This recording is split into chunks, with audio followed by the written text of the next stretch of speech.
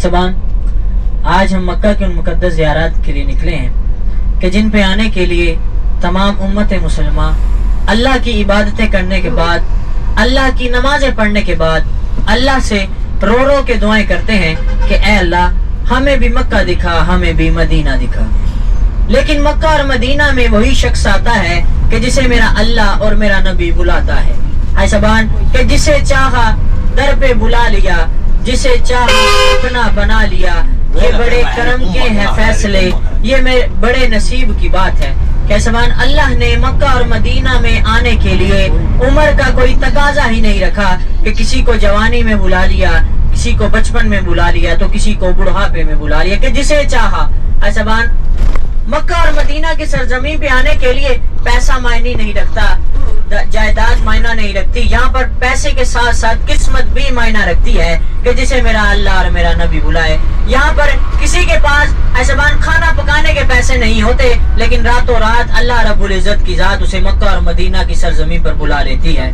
ऐसबान कि वो रब्बुल आलमीन है ना, जो 70 माओं से भी ज्यादा अपने बंदे को प्यार करता है। ऐसबान आज हम मक्का की मुकद्दस ज़ियारत के लिए निकले हैं। सबसे पहली हमारी ज़ियारत होगी गारे सोर।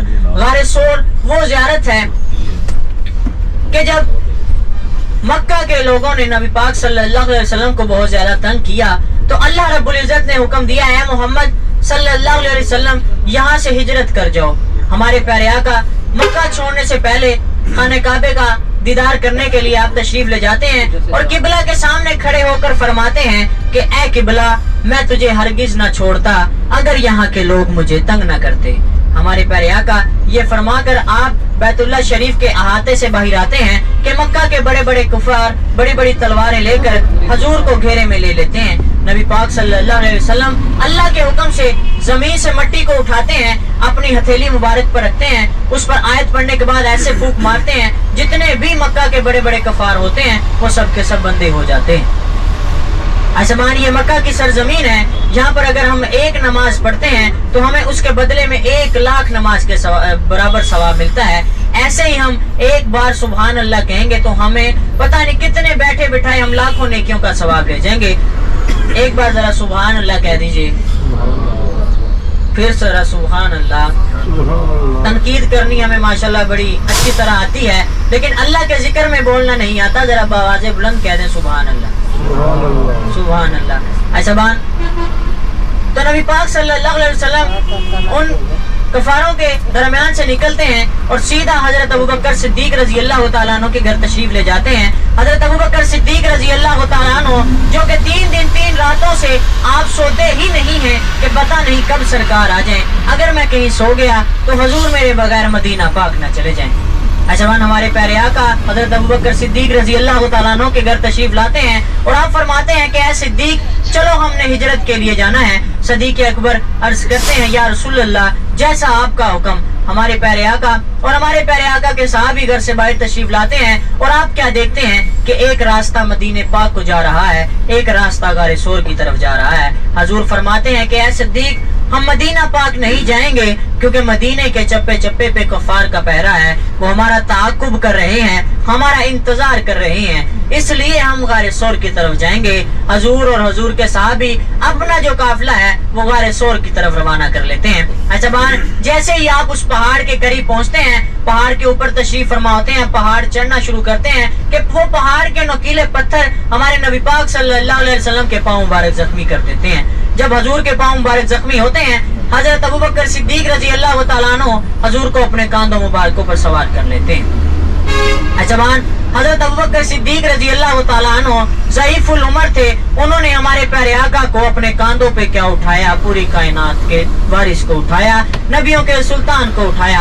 अजमान आप ज़ईफुल उमर थे और उस पहाड़ की ऊंचाई है 5320 फुट। आपने अपनी उम्र नहीं देखी, लेकिन आपसे हमारे प्यारे आका की तकलीफ बर्दाश्त ना हुई और हमारे प्यारे आका की मोहब्बत में हजूर को अपने कांधों पे सवार किया और पहाड़ की चढ़ाई चढ़ना शुरू करते हैं। सुभान अल्लाह कहते हैं, सुभान अल्लाह। ऐसबान अगर यहाँ पर भी आके सुभान अल्लाह नहीं कहना तो फिर किस जगह पर कहना है, क्योंकि ये वो जगह है कि जहाँ पर हम بزرگ بھی بیٹھے ہیں، نوجوان بھی بیٹھے ہیں کہ بزرگ ہیں جو وہ بچپن سے جوانی تک روتے آئے ہیں کہ یا اللہ وہ بھی دن آئے گا کہ جب میں مکہ اور مدینہ کی سرزمین پر جاؤں گا، جب ہمارے رشتہ دار، عزیز، محلے دار جب مکہ اور مدینہ کی حاضری کے لیے جاتے تھے تو روتے تھے، گڑ گڑاتے تھے کہ یا اللہ ہمیں بھی وہ دن بخش دے کہ ہم تیرے روزے کی زیارت کریں، تیرے نبی کے در کی زیارت کریں۔ لیکن آج اگر اللہ نے وہ ہمیں دن بخش دیا ہے، وہ گلی، وہ لمحہ بخش دیا ہے، تو یہ وقت ہمیں ضائع نہیں کرنا چاہیے، کیونکہ یہ وہ سرزمین ہے جہاں پر ہر کچھ انسان کو ملتا ہے۔ ایسا بان یہاں پر کسی بھی چیز کی کمی نہیں ہے، وہ میرا اللہ ہے، یہ پورا اللہ کا مکہ میں جلال ہے۔ یہاں پر آپ اپنے منہ سے کوئی چیز نکالتے ہیں، وہ آپ کی نکالنے سے پہلے ہی میرا اللہ قبول کر لیتا ہے۔ تو یہاں پر آ کر بھی اگر ہم اللہ کی عبادت نہ کریں، اللہ کا ذکر نہ کریں، تو میرا سبحان، وہ تو ہم جتنا شکر ادا کریں اتنا ہی کم ہے۔ یہ تو پھر ایک سبحان اللہ کی بات ہے، کیونکہ جب انسان سبحان اللہ کہتا ہے نا، سبحان اللہ کا مطلب ہے اللہ پاک ہے۔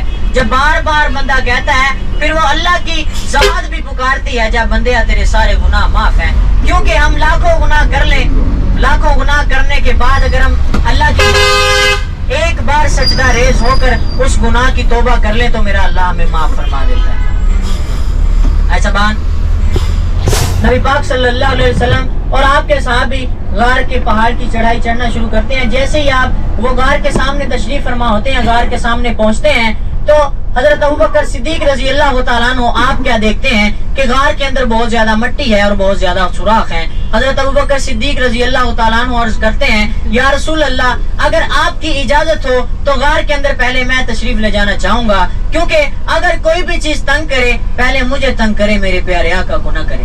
ہمارے پیارے آقا فرماتے ہیں، صدیق جیسا آپ چاہو۔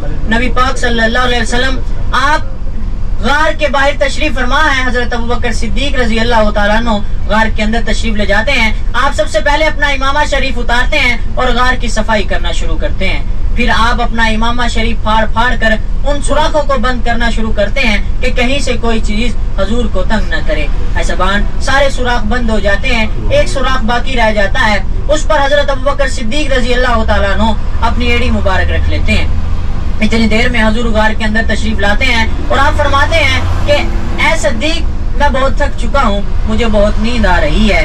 ہمارے پیارے آقا حضرت ابوبکر صدیق رضی اللہ تعالیٰ عنہ کی جولی مبارک میں اپنا سر مبارک رکھتے ہیں اور آپ سو جاتے ہیں۔ اجمان پہلے ہمارے پیارے آقا کو اپنے کاندھوں پہ اٹھایا تو نبیوں کے سلطانوں کو اٹھایا، ایسبان پھر اپنی گود میں سلایا تو دونوں جہانوں کے وارث کو سلایا۔ ایسبان ہمارے پیارے آقا آپ کی جولی مبارک میں آرام فرما رہے ہیں، جہاں سے حضور ایک بار گزرتے، ایسبان کئی دن کئی ہفتے اس علاقے سے، اس بستی سے حضور کی خوشبو نہ جاتی۔ لوگ خوشبو کی فیلنگ سے یہ محسوس کرتے کہ یہاں سے اللہ کے آخری نبی کا گزر ہوا ہے۔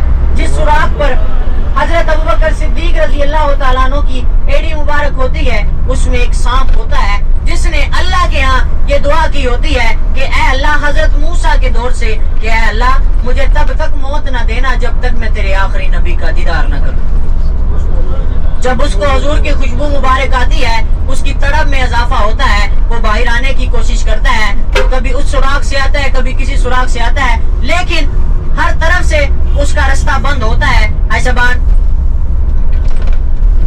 ہر طرف سے رستہ بند ہوتا ہے، وہ اس سوراخ سے آتا ہے جس سوراخ پر حضرت ابوبکر صدیق رضی اللہ تعالیٰ عنہ کی ایڑی مبارک ہوتی ہے۔ ایسا بان وہ رستے میں غصے سے حضرت ابوبکر صدیق رضی اللہ تعالیٰ عنہ کی ایڑی مبارک میں ڈنگ مارتا ہے، غصے سے ڈنگ مارنے کے بعد واپس چلا جاتا ہے۔ ایسا بان ساری رات یہ سلسلہ چلتا رہا، ساری رات یہ معاملات ہوتے رہے، سانپ آتا ہے، ڈسنے کے بعد پھر چلا جاتا ہے۔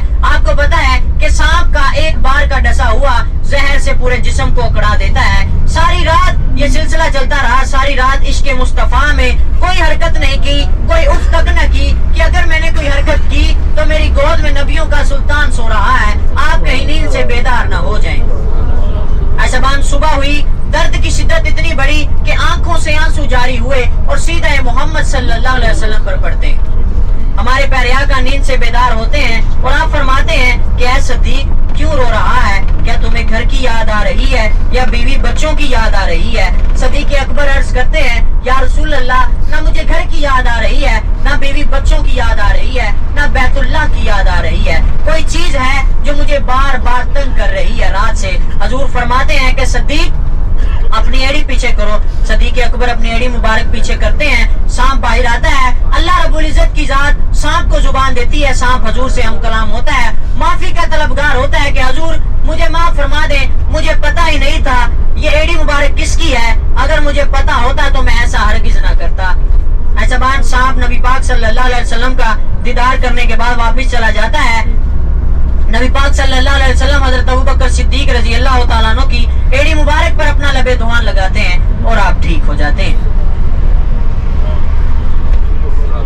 ایسا بان نبی پاک صلی اللہ علیہ وسلم جب اللہ نے حکم فرمایا کہ اے محمد صلی اللہ علیہ وسلم یہاں سے ہجرت کر جاؤ، تب رات کا وقت تھا۔ نبی پاک صلی اللہ علیہ وسلم کے پاس حضرت علی رضی اللہ تعالیٰ عنہ آپ تشریف فرما تھے۔ حضرت علی رضی اللہ تعالیٰ عنہ کو حضور فرماتے ہیں کہ اے علی آج رات آپ نے میرے بستر پر سونا ہے۔